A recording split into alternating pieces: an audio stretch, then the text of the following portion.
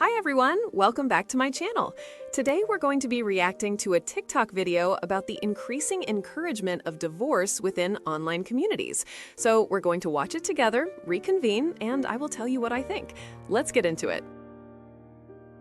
Is it just me, or does it feel like social media wants everybody's marriages to fail? It feels like there is so much encouragement to get divorced, especially for women. I've seen some of these mom Facebook groups and like Reddit threads and stuff. I saw a post today and it was from a mom who was talking about how she's really upset because her husband took her kids to McDonald's. And she was mad because she said he knows that I don't approve of that kind of food. It's unhealthy junk food, and now he's out there taking them. And like, how do I navigate this? You know, what should I say? What should I do? And the comments were insane, you guys. One lady was like, he clearly doesn't respect you as a mother. Someone else said, this is a huge red flag. If he's willing to do this and feed them junk food, imagine what else he's willing to do. Like, who is this guy? And of course, the terms toxic and narcissist get thrown around. And I'm just like, what?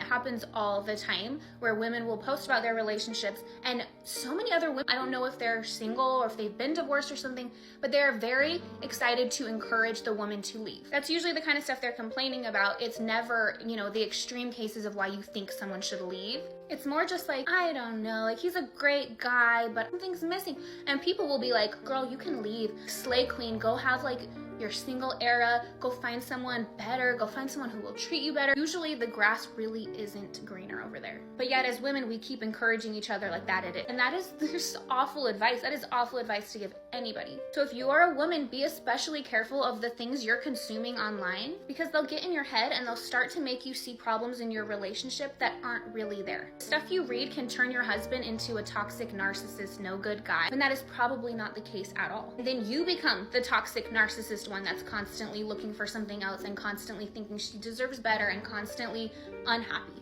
If you had a good man before you got on social media, he's probably still a good man. Don't let them sabotage your relationship just because that's what they did to theirs. This video is touching on something that I have discussed frequently on this channel, which is the sheer volume of negative and dissolution-focused advice that is given in these online echo chambers, particularly in groups aimed at wives and mothers. The creator highlights a perfect example. A mother was upset because her husband took the children to McDonald's, something she doesn't approve of.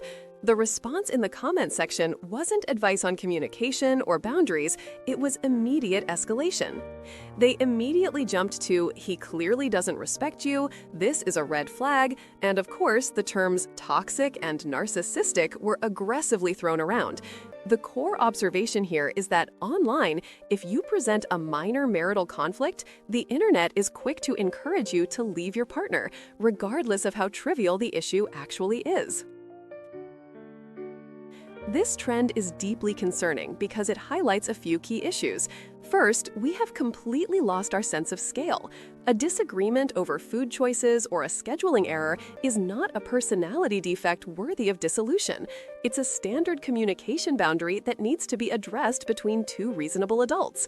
When the default reaction to a minor conflict is to label someone a narcissist, those words lose all meaning, and they actively prevent the couple from doing the work needed to save their relationship. Secondly, and perhaps more importantly, this is a textbook case of misery loves company.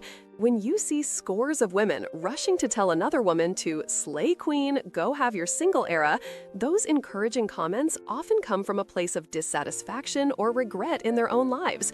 They are justifying their own struggles by seeking validation that every man is inherently flawed and every relationship is disposable. They want you to join them in their unhappiness so they don't feel so alone. The speaker is absolutely right. Often, the grass really isn't greener over there. When you leave a genuinely good man because your online community convinced you that you deserved better over an issue like fast food, you often realize too late that perfection doesn't exist. You traded something good and workable for the illusion of a toxic-free fairy tale. The takeaway here is that you must exercise extreme personal accountability regarding what you consume and what you feed your mind. If you had a good man before you started spending hours scrolling through Reddit threads dedicated to finding flaws, he's likely still a good man. Online communities are not substitutes for professional counseling or honest communication with your spouse. If you find yourself constantly looking for flaws or constantly asking strangers if your partner is toxic, you risk becoming the toxic one, the person who is constantly unhappy and sabotaging the stability in her own life. Instead of looking for a way out, focus on what you can invest in the relationship you already have. Water the grass where you are standing. Don't let the misery of strangers dictate the fate of your marriage.